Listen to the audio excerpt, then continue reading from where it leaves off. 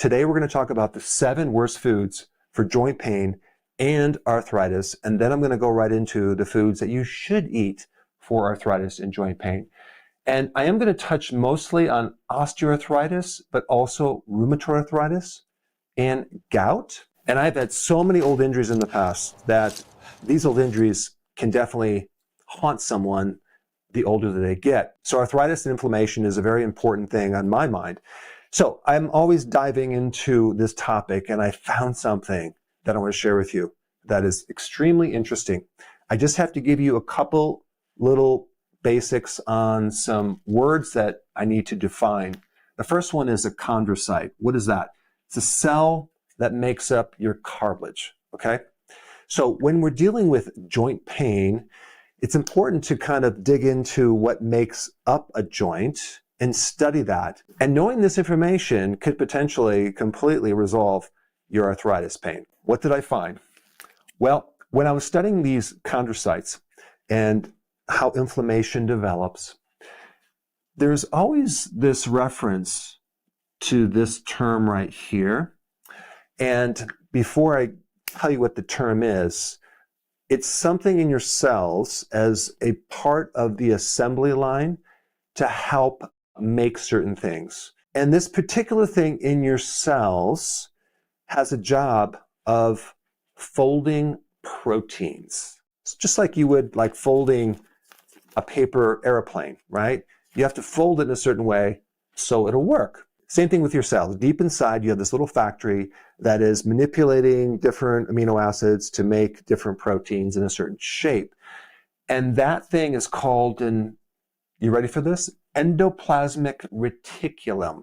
It's a part of the factory in your cell that folds proteins so you can use them. It also has a function of storing calcium. And what was interesting to me is that you have a lot of different things that can happen in the cell. You have a lot of different parts, but they kept bringing up this particular part of that factory having stress that originates the cascade of inflammatory events even before mitochondrial damage. And I found that very, very interesting. All right, so just hang with me. There's a couple more pieces of this puzzle, but that's the first one. The second thing that I learned was even more mind-blowing, because in this chondrocyte, there happens to be receptors for bile salts. Now, wait a second, bile salts? That's in your gallbladder. Why do you have receptors for bile in your joints? That didn't make sense to me. I had to kind of go deeply into this for like an hour or two to really wrap my wits around it. But in summary, this is what I found. There's 2 types of bile. Okay, you have the bile that your liver makes that helps you digest fat, but you also have another bile called the secondary bile, not the primary, that your microbes help you make from your own bile. So basically, they're not actually making bile, they're just manipulating yours in a way that changes them to create other functions in the body that go way beyond just digestion, the digestion of fats. So in other words, there's other important functions of bile salt. And one function is acting as a potent anti-inflammatory in your joints. So apparently some of these bile salts get into your blood and they go to different parts of the body, like your joints, and help protect the joint. And they help reduce inflammation, which is very, very interesting. When I was in practice, I know when people had their gallbladders out or they had some antibiotic, they nearly always got some type of arthritis or joint pain. So it got the wheels spinning on that topic. But then I remembered TUDCA. What is TUDCA? TUDCA is a very specialized bile salt, and it's a supplement that people take. But I had no idea until I looked it up that one of the unique things about TUDCA is that it reduces this ER stress, this endoplasmic reticulum stress. As a very unique benefit, this bile salt reduces stress on the endoplasmic reticulum. And so now it started to make more sense that basically the bile is not just reducing inflammation, it's actually helping the factory that actually is repairing and maintaining and building your joints, because this is a real key part of that process. And so this connection of the bile is super important in protecting this part of the cell machinery, and also to keep the inflammation out of this right here. Because if something happens with that bile and you're deficient and you get more of this endoplasmic stress, then what happens as a cascade of events, you start getting mitochondrial stress, and now we have a breakdown of this whole apparatus. And also calcium is involved because apparently this little endoplasmic reticulum has another function of storing calcium. So you can imagine when we're talking about joints, we're also talking about preventing calcification. So that's just something new, a very foundational thing. I'm going to relate this to the worst foods for arthritis and then also the best foods, so you can then have enough of these from the diet and know how to control that and reduce your arthritis or inflammation in your joints. And maybe you've heard of the gut-brain axis, okay? Well, there's a gut-joint axis as well. And that's where I got the information from. I will share that in the link down below if you want to learn more about it. But apparently these bile salts are potent anti-inflammatory. And I'm talking about the bile salts that come from your own microbes making them. Wild. And just since we're on the topic of bile, I want to touch just more on this TUDCA, which is a different type of bile salt. It's actually bear bile, and they don't take it from bears anymore. They make it synthetically. This bile is very potent in shutting down inflammatory signaling molecules in arthritis, which is this right here. I don't want to give you more complex words. Just realize that TUDCA helps shut down inflammation very potently with all types of arthritis. Now let's touch on another key piece of the puzzle, which is vitamin K2. Maybe you've heard of vitamin K1, which has to do with clotting. And some people take a medication called warfarin, which blocks vitamin K1 so they don't clot as much. And so they're preventing heart attacks. So that's vitamin K1, but vitamin K2 does something slightly different. It prevents calcium from building up in the soft tissues. If you are deficient in vitamin K2 for some reason, you may get calcification in the joints or the arteries, possibly, or even osteophytes, which are little spurs that can happen around the joints. One interesting thing about people that are on warfarin, one of the side effects is not only the blocking of vitamin K1, but also the blocking of vitamin K2. It won't work. And this is why one of the side effects of warfarin is increased calcification of your soft tissues in the joints and in the arteries. I mean, it's pretty wild that you're taking warfarin for the heart with the side effect of having it create calcification in the blood vessels around the heart. Like, that doesn't make sense to me. But what you should know is vitamin K2 is in foods that are higher in fat. So when we get to the diet part, I'll explain more on that.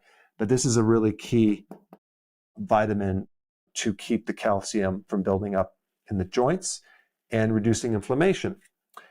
Now let's talk about RA, rheumatoid arthritis. This is an autoimmune disease where your own immune system is attacking itself. So we have these antibodies that are against our own joints, and that keeps the joint in a constant state of inflammation. I'm not going to give you any more new words with the immune system, but it's going to be an imbalance with these two little things right here. And all you need to know is there is a really important vitamin that helps to put the fire out and reduce inflammation, and that is vitamin D. But if you take regular amounts of vitamin D, it might not create a therapeutic effect. In fact, it's probably not going to be. You have to take larger amounts to create this therapeutic effect on the joints, but really you're creating it on the immune system, because rheumatoid arthritis is more of an immune problem than a joint problem, because there's a lot of different autoimmune diseases. Rheumatoid arthritis is just one of them, but it's a problem with the immune system. So as far as the amount of vitamin D you would have to take, I would take at least, at the very minimum, 20,000 I use, but probably 30 or 40.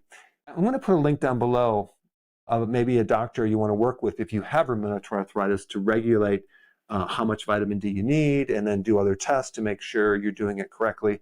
But when you're taking high doses of vitamin D3, you should also take magnesium and zinc and vitamin K2 because they all work together. But this will greatly reduce the inflammation in the joint. Whether you have rheumatoid arthritis or osteoarthritis, vitamin D is one of the best anti-inflammatories, especially for the knees and your lower back, actually in any joint. If you're deficient in vitamin D, your inflammatory signals go way up. Now, when you have arthritis or joint pain, there are things that are triggering it from food, like a food allergy. So we will be talking about that, some of the most common things in the foods. Also, there's advanced glycated end products. That comes from having glucose or sugar with a protein. Basically, when you do high carbs, you're going to get these, and that's going to create this sticky protein that's going to create inflammation. They have found in the joints this certain thing called biofilm, and there's microbes in the biofilm. It's kind of like this slime or this protective glue that has microbes in these little calcium shells, and so your immune system can't find these microbes. Well, guess what? They found some of those microbes are related to your teeth. Yeah. So if you have an old root canal that's infected and somehow that infection is still there in your gums, and that sits in your gum for a period of time, and that can leak into your lymphatic system, into your blood, and it can go into the joints, and it can go into the arteries, and it can keep you arthritic. But the big new thing that I wanted to share with you today is this microbiome problem. Wow, the importance of your microbiome and your joints is way more significant than actually I thought. So it's something we're going to cover when we talk about the food right now. Okay, so we have the 7 foods that you want to avoid. Now, these are not necessarily just foods, they're ingredients in a lot of foods. The first one is emulsifiers. An emulsifier in a food is something that mixes things up in a way that is very blended.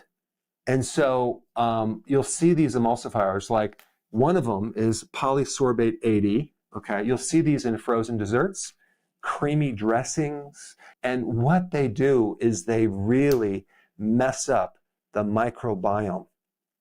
You remember the microbiome that actually helps you make those bile salts that you need for your joints?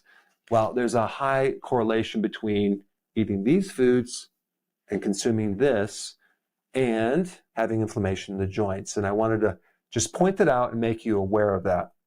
Let's go to number 2, low-fat soy protein powder. If you look at some of these protein bars, sometimes they'll use soy isolate protein. It's very low fat. It's an industrial protein. And I do know a lot of people who use that protein end up with achy joints, arthritis. Why? Well, because it interferes with the liver. When you don't consume animal protein, and you get your protein from things like soy protein or plant-based protein, you're going to get a very low amount of taurine, if any taurine. Taurine is needed to make bile. Okay, so that's one thing that is missing in a vegan diet is taurine. You don't have the primary thing that stimulates the production of bile and the contraction of the gallbladder. You need fat for that.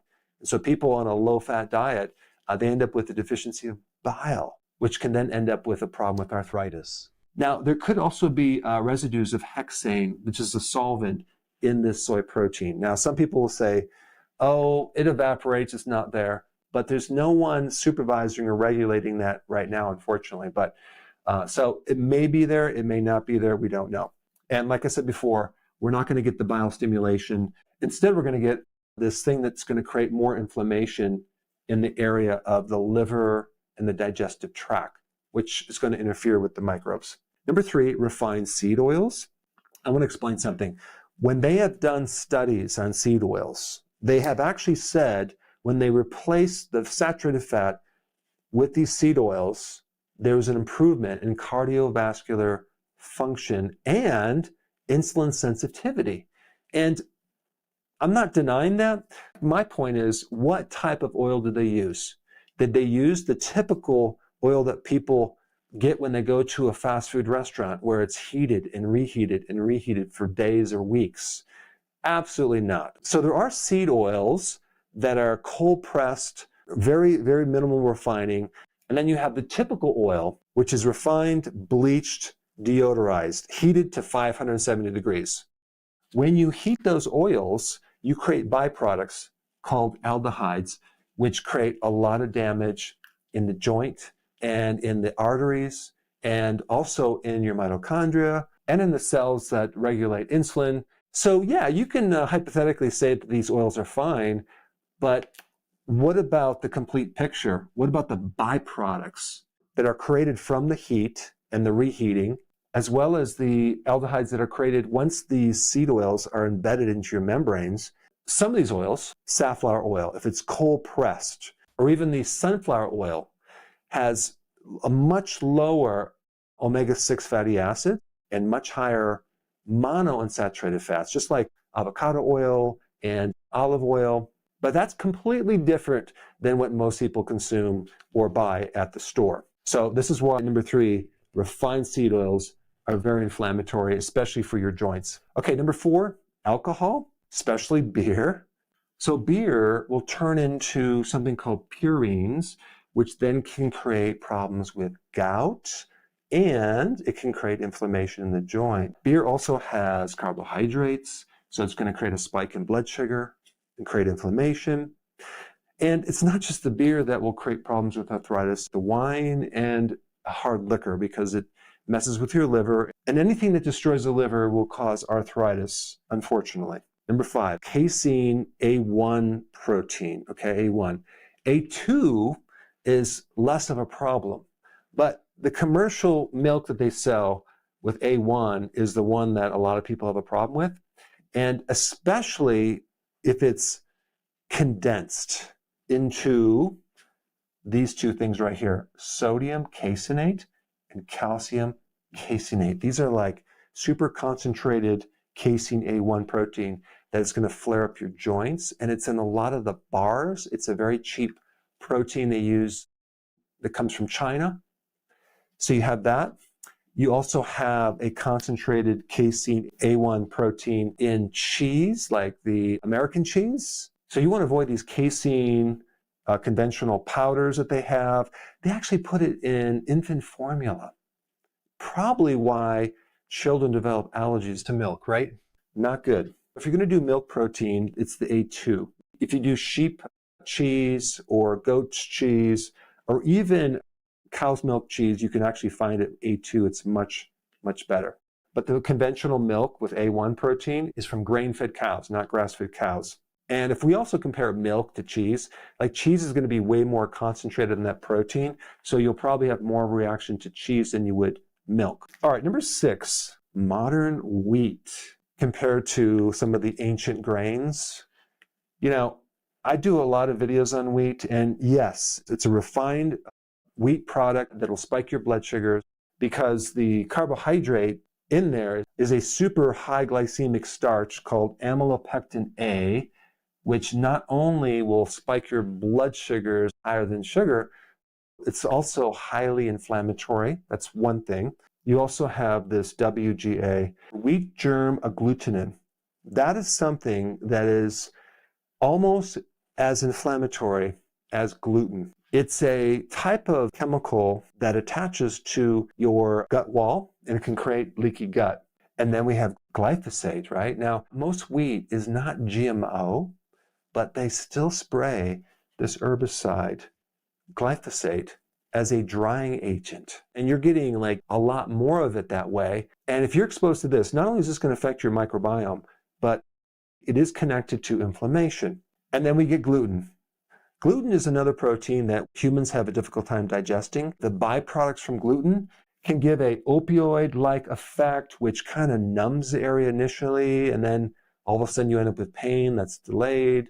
There's just a lot of issues with gluten and arthritis and gluten and inflammation, gluten and thyroid problems. And then, of course, we have high fructose corn syrup.